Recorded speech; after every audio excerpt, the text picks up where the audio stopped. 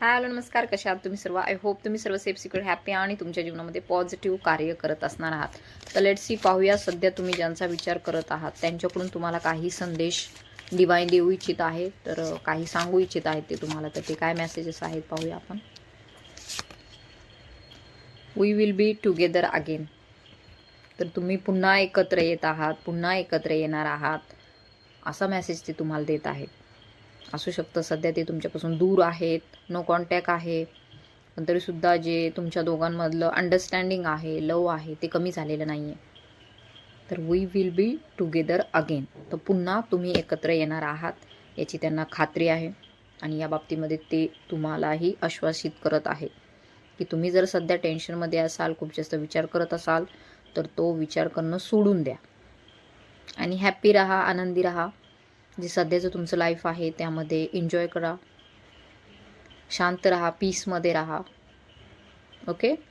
तर तुम्हाला ते हेच गाईड करत आहे की तुम्ही पुन्हा एकत्र येणार आहात. सो यावरती तुम्हाला शंका कुशंका घ्यायच्या नाही आहेत. So climate the setting it's a positive. Next message घेऊया. I remember every detail of that day. असू शकतं कुठला तरी एक महत्त्वपूर्ण दिवस आहे तुमच्या जीवनामध्ये जो त्यांना वारंवार आठवतो. असं काहीतरी घडलं होतं त्या दिवशी किंवा असं काहीतरी महत्त्वपूर्ण झालं होतं आणि ते वारंवार ते रिमाइंड करतात किंवा त्यांना ते आठवतं. आय रिमेंबर एव्हरी डिटेल, म्हणजे पूर्ण बारीक सारीक त्या दिवशीची पूर्ण घटना कशी घडली, काय झालं, काय नाही झालं, कोण कसं बोललं, कोण कसं नाही बोललं, कोण कसं वागत होतं, कोण कसं नव्हतं वागत. तर असू शकतं वादविवादही झाले असतील किंवा खूप जास्त रोमॅन्टिक गोष्टी झाल्या असतील किंवा खूप चांगलंही बोललं गेलं असेल. तर येथे दिसून येत आहे त्यांना त्या प्रत्येक गोष्टीची आठवण आहे. नेक्स्ट मेसेज घेऊया.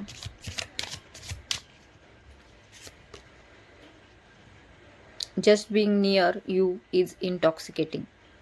तर फक्त तुमच्यासोबत असणं, तुमच्यासोबत बोललं किंवा तुम्हाला पाहिलं तरीसुद्धा त्यांचा सगळा थकवा, ताणतणाव निघून जात होता. किंवा आत्तासुद्धा जेव्हा ते तुमचा विचार करतात किंवा तुमच्या विषयीच्या गोष्टी आठवतात तर त्यांना एक हसू येतं त्यांच्या चेहऱ्यावरती. आणि जे काही जे ह्या जगामधील ज्या घटना आहेत, ज्या गोष्टी आहेत, जे लोक आहेत जे खूप जास्त टॉक्सिक आहेत, तर त्यांच्यापासून त्यांना रिलीफ मिळतो तुमच्याबद्दल विचार केल्याने, तुमच्यासोबत तुमची आठवण काढल्याने, तुमच्यासोबत तुमचे जे काही क्षण होते चांगले ते व्यतीत केलेले आठवल्याने सुद्धा त्यांना खूप जास्त फ्री वाटतं, चांगलं वाटतं. तुमच्यासोबत असणं म्हणजे इंटॉक्सिकेटिंग आहे.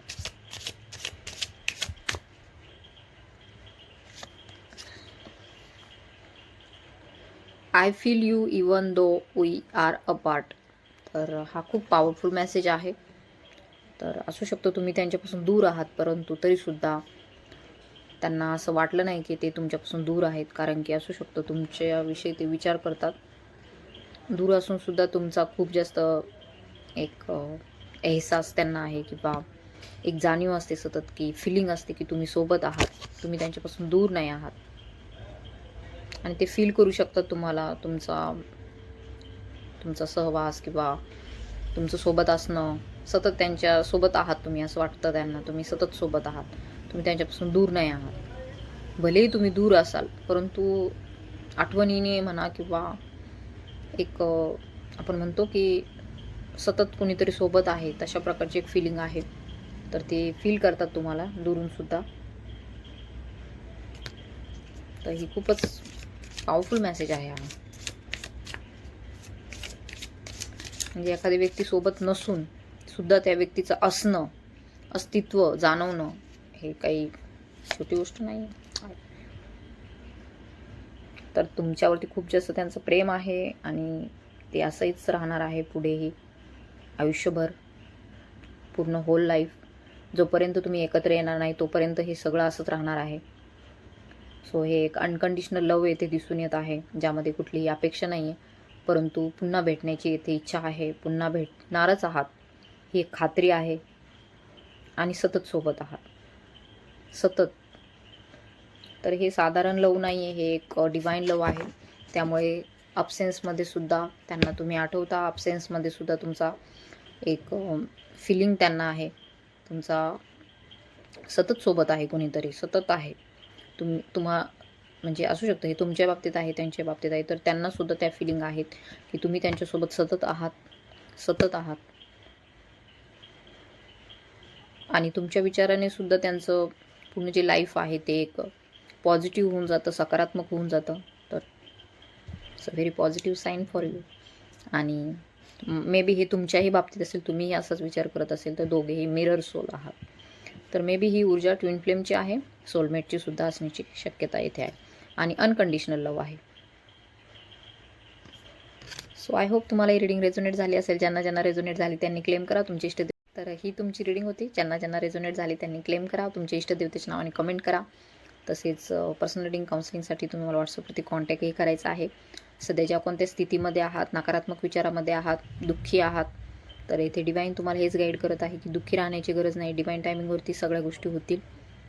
ओके. तर सध्याच्या आयुष्यामध्ये सध्या नाराज राहू नका, पीसमध्ये राहा, शांततेत राहा, पॉझिटिव्ह विचार करा तुमच्या रिलेशनशिपविषयी. खूप जास्त पॉझिटिव्ह राहा, कारण की तुम्ही पुन्हा एकत्र येणार आहात आणि ही म्हणतात ना काळ्या दगडावरची पांढरी रेषा आहे.